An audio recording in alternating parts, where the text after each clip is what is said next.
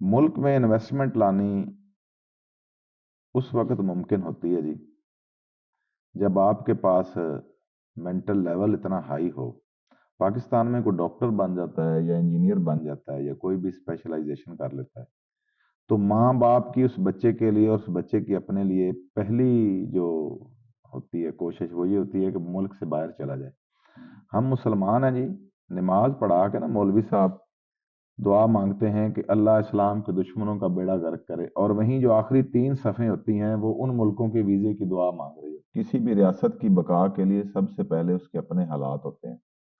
उन्होंने अपने हालात बेहतर बनाए, किसी हद तक लोगों को इंसाफ दिया, हालांकि अक्सरियत जो है वहाँ उनकी आबादी जो है वो हिंदुओं पर मुश्तमिल है। आप के हालात तब्दील नहीं होंगे, हालात तब्दील होते हैं एक मुकम्मल मुआशरे से। मुकम्मल मुआशरा तालीम के बगैर नहीं बन सकता। और आप देख लें कि एक गली में 7-8 स्कूल हैं, 7-8 स्कूलों की वर्दी अलग है, 7-8 स्कूलों का निसाब अलग है, 7-8 स्कूलों का सिस्टम अलग है।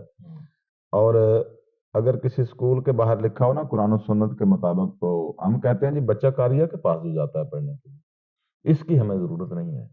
बाहर कैथीड्रल वगैरह समथिंग इस तरह की बातें लिखी हुई हों तो आपकी नज़र में फिर वो स्कूल बड़ा अच्छा होता है। और आप अगर स्कूल जाते हुए किसी बच्चे को देखें तो जैसे गधे पर वजन लादा हुआ होता है, ऐसे उस पर किताबें लादी हुई होती हैं, वो उससे अपना बस्ता उठाया नहीं जा रहा होता। और माँ बाप समझते हैं इतना बड़ा निसाब है, इतनी किताबें हैं तो ये कुछ बन जाएगा। उस्मान साहब, अस्सलाम वालेकुम। वालेकुम सलाम जी।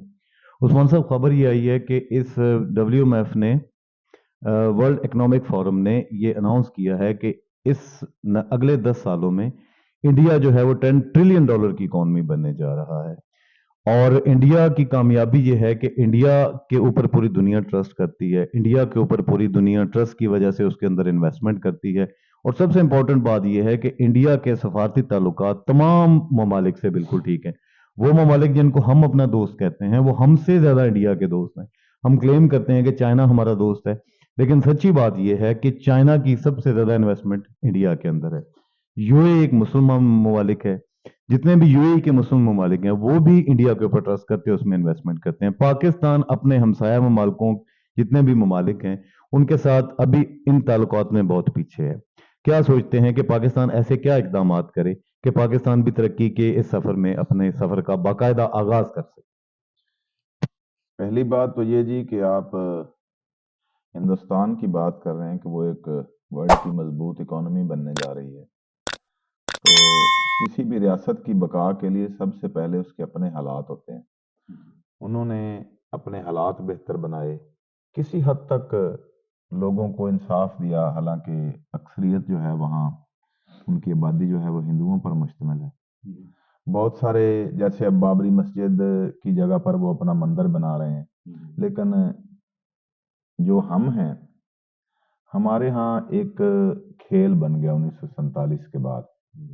जितने लोग हुक्मरान बने उन्होंने समझा शायद ये मौजें करने का कोई तरीका है, आप पैसे लगा के इस खेल में आए और फिर इस खेल में आके पैसे बनाए। तो जो हमारा निजात दहिंदा था कायद आज़म मोहम्मद अली जिन्नाह, उन्हीं के वक्त में एक ऐसा ग्रोह जो है वो डेवलप हो गया था, जिन्होंने कायद आज़म को एक तो कराची से शिफ्ट कर दिया सेहत का बता के, दूसरा फिर एक खराब एम्बुलेंस में इतनी देर इंतजार किया कि बाबाए कौम फौत हो जाए। ठीक है जी, ये था निजात दहिंदा के साथ सलूक। उसके बाद फिर वो जो लोगों का ग्रोह था उसमें लियाकत अली खान गवाह थे। उन्हें शक था किसी वक्त भी लियाकत अली खान बता देगा कि किसने मारा है और मारा क्यों। फिर लियाकत अली खान मीर जाफर की तरह, लोग उसे कायदे मिल्लत कहते हैं। फातिमा जना अपनी किताब में लिखती हैं कि जब ये कायद आज़म से ज़ियारत में मिलने के लिए आया था तो कायद आज़म ने कहा था कि ये मेरी सेहत पूछने नहीं आया, फातिमा ये देखने आया कि मैं और कितने दिन जिंदा रहूंगा और इसकी हुक्मरानी के रास्ते में मैं कितनी देर रुकावट हूँ। दूसरा शख्स वो था जी। उसके बाद फिर एक पैटर्न बन गया जी, फिर फौज आ गई। अयूब खान साहब ने मार्शल लॉ लगा दिया, याहिया साहब का मार्शल लॉ, जनरल ज़ियाउल हक साहब का मार्शल लॉ, जनरल मुशर्रफ साहब का। एक 46 ईयर का ये पीरियड है। ठीक है जी, 50 साल अगर आपका चेहरा दुनिया के सामने साफ नजर ना आए, میرا خیال آپ کی شکل اچھی بھی ہو تو کوئی دیکھنا نہیں چاہے. تو اس طرح کی صورتحال کی وجہ یہ سے ہماری تاریخ رہی، لیکن اس تاریخ سے ہم نے کیا سبق سیکھا؟ اس کا الٹیمیٹ رزلٹ یہ ہے کہ آج ہم دنیا میں کہیں بھی ایک باوقار قوم کی حیثیت سے نہیں جانے جاتے. تاریخ سے ہر قوم سیکھتی ہے، ہم نے اس سے کیا سیکھا؟ ہم نے اس سے سیکھا جی کہ یہ جو ملک ہے شاید باقی نہ رہے. ہمارے لوگوں کا جو بیہیویئر ہے، پیپلز پارٹی کے لوگوں نے ایمریٹس میں اپنی جگہ خریدی، اسحاق ڈار صاحب نے اپنی پراپرٹی بنائی، یہ جو پاکستان مسلم لیگ نون کے قائدین ہیں انہوں نے فیکٹریاں اور کارخانے ملک سے باہر لگائے.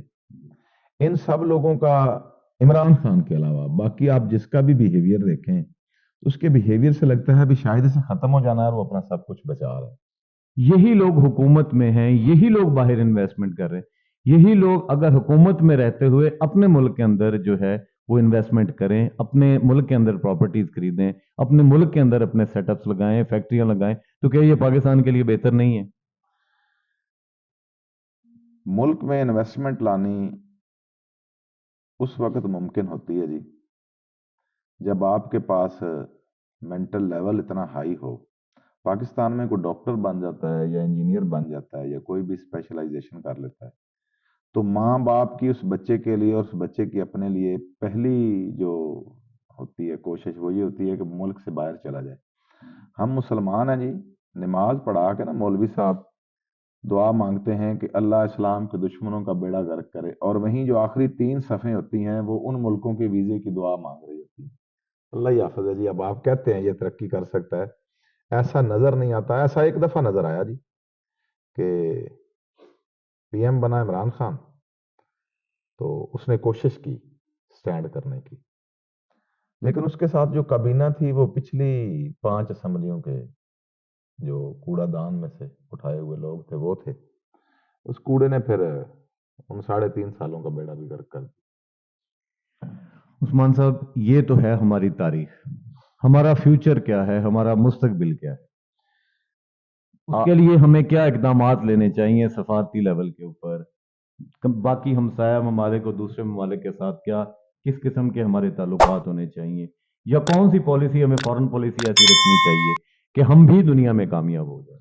ہم ساری زندگی دوسروں کے سامنے جیسے انگریز کا لباس ہے پینٹ، تو ہمارے ہاں جو بندہ پڑھ لکھ جاتا ہے وہ سمجھتا ہے کہ اگر وہ پینٹ نہیں پہنے گا تو وہ ذہین نہیں لگے گا. عیسائی سلیب کے طور پر ٹائی لگاتے ہیں. کئی دفعہ عدالتوں میں آنا جانا ہوا ہے، ججز نے ٹائیاں لگائی ہوئی ہوتی ہیں اور حیران ہوتے ہیں کہ یہ ہماری سپریم کلاس ہے، پڑھے لکھے لوگ ہیں جنہوں نے CSS وغیرہ کیا ہے یا جوڈیشری کا مقابلے کا امتحان دیا، وہ بھی ٹائیاں لگا کے بیٹھے ہوتے ہیں. انہیں یہی نہیں پتا کہ یہ فیشن نہیں ہے، یہ سلیب ہے. سب سے پہلے جو چیز آپ کو بچائے گی وہ یہ چیز نہیں ہوگی کہ آپ دوسرے ممالک کے موازنے میں اپنے روزی کے وسائل بہتر کریں. ٹھیک ہے جی، کسی نے آ کے نہیں دیکھنا ہم کیا کھا کے سوئے ہیں. کسی قوم کو جو چیز بچاتی ہے وہ ایک تعلیم یافتہ معاشرہ ہوتا ہے جو آپ کے پاس نہیں ہے. فیکٹریاں لگانے سے، کارخانے لگانے سے، باہر سے انویسٹمنٹ لانے سے آپ کے حالات تبدیل نہیں ہوں گے. حالات تبدیل ہوتے ہیں ایک مکمل معاشرے سے. مکمل معاشرہ تعلیم کے بغیر نہیں بن سکتا. اور آپ دیکھ لیں کہ ایک گلی میں 7-8 سکول ہیں، 7-8 سکولوں کی وردی علیحدہ ہے، 7-8 سکولوں کا نصاب علیحدہ ہے، 7-8 سکولوں کا سسٹم علیحدہ ہے.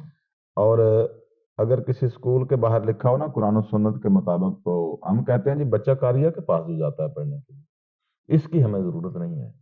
باہر کیتھیڈرل وغیرہ سم تھنگ اس طرح کی باتیں لکھی ہوئی ہوں تو آپ کی نظر میں پھر وہ سکول بڑا اچھا ہوتا ہے. اور آپ اگر سکول جاتے ہوئے کسی بچے کو دیکھیں تو جیسے گدھے پر وزن لادا ہوا ہوتا ہے، ایسے اس پہ کتابیں لادی ہوئی ہوتی ہیں. وہ اس سے اپنا بستہ اٹھایا نہیں جا رہا ہوتا اور ماں باپ سمجھتے ہیں اتنا بڑا نصاب ہے، اتنی کتابیں ہیں تو یہ کچھ بن جائے گا. تو کیا اس جو نظام تعلیم ہم نے یہاں پہ رائج کیا ہوا ہے، ڈفرینٹ کلرز کی وردیاں، ڈفرینٹ کلرز کے بیگز، اور 2-3 کلاس طرح کے ہمارے کورسز ہیں، کوئی آکسفورڈ کا، کوئی کیمبرج کا، کوئی A لیول کو O لیول، کوئی جو ہے ہمارا پنجاب ٹیکسٹ بک بورڈ، ان سے الٹیمیٹلی رزلٹ کیا نکلا؟ ہم دنیا میں کہیں بھی نہیں پہنچے. ہمارے جو اسکولوں کے بچے ہیں وہ लेने को तो बहुत बड़े ग्रेड्स ले जाते हैं, लेकिन आज तक किसी ने कोई चीज़ इन्वेंट नहीं की, किसी ने कोई चीज़ इजाद नहीं की, किसी ने कोई बेहतर डिवाइस नहीं बनाई। डिवाइसेस भी सारी हम बाहर से इंपोर्ट करते हैं, और इसके अलावा जितना इक्विपमेंट है वो भी बाहर से आता है। तो इस निज़ाम तालीम का फ़ायदा क्या होता है? लेकिन ये निज़ाम तालीम नहीं है, ठीक है जी। ये आपको एक काम पर लगाया गया है, आप में 2 क्लासेस बना दी गई हैं। पैसे वाले पढ़ेंगे, क्लर्क बनेंगे, गरीब जो है वो उसके लिए अलग क्लास है, काम कौन करेगा। दूसरा, अगर आप सिंध के इलाके में जाएं तो आप देखेंगे स्कूल है, टीचर तनख्वाहें भी ले रहे हैं, लेकिन एक खोखली सी बिल्डिंग मौजूद है और वहाँ किसी सियासतदान के मुलाजिम ने अपनी भैंसें बांधी हुई। जिस माशरे के साथ आप 70 साल से इस तरह का सलूक कर रहे हैं, मुल्क पैसे होने से, आबादी ज़्यादा होने से, अगर हमारे हुक्मरान आबादी का रोना रोएं तो चाइना की इतनी आबादी है हम सोच भी नहीं सकते, फिर उन्हें तरक्की नहीं करनी चाहिए थी। सबसे पहला निज़ाम जो किसी भी मुल्क में राइज होता है वो तालीम का है, और दूसरा इंसाफ का। हमारे यहाँ लोगों को जब इंसाफ नहीं मिलता, आपने देखा होगा ये चोर डाकू बदकार लोग माशरे के, ये बदमाश, ये अपनी खुशी से नहीं बनते, ये हमारी तरह माकूल इंसान ही होते हैं। उन्हें हम इस तरह का माहौल दे देते हैं कि बिलाखिर उन्हें उस तरह का बनना पड़ता है, और फिर हम उन्हें अपने मकासद के लिए इस्तेमाल करते हैं। हिंदुस्तान की अगर हालात देखें तो 75% लोग जो हैं वो बुनियादी ज़रूरियात ज़िंदगी तक मुश्किल से पहुंचते हैं, ठीक है जी। लेकिन आप उनका दुनिया में इमेज देखते हैं, तो दुनिया में उन्होंने ये इमेज बनाया जी, एक सेकुलर स्टेट है जी, और जमहूरियत प्रमोट की उन्होंने। मेरे ख्याल से मेरी 50 साल के करीब उम्र है, मुझे आज तक नहीं पता किसी भी सूरत लगा कि इंडियन आर्मी जो है उसका चीफ कौन है, और हमारे चीफ का बनने से 5 साल पहले पूरी दुनिया को पता होता है। आपके यहाँ निज़ाम नहीं है जी, निज़ाम के बगैर आप डेवलप नहीं हो सकते। उस्मान साहब, आपकी बातों से बहुत ही ज़्यादा मायूसी झलक रही है। हम चाहते हैं कि हम दुनिया में एक कामयाब कौम के तौर पे उभरें, हमारा एक बहुत ही कामयाब माजी है, हम दुनिया के सबसे अच्छे और बड़े रिलीजन के फॉलोअर हैं। इसके अलावा हमारे पास वो तमाम अक़दारात हैं, हम इंडस सिविलाइजेशन वाले लोग हैं, 7000 साल पुरानी हमारी तहजीब है। हम अपने माजी को कैसे सामने रखते हुए दुनिया में आज तरक्की करें। देखें, इंडिया जो है हमारा हमसाया मुल्क है, इंडिया कामयाबी के तमाम रिकॉर्ड्स तोड़े जा रहा है। हम उसी जो सॉइल में रहते हैं, उसी एरिया में रहते हैं, हमारा रहन सहन उठना तहजीब हर लिहाज से हमारी सेम है। हम नाकाम होते जा रहे हैं, वो कामयाब होते जा रहे हैं।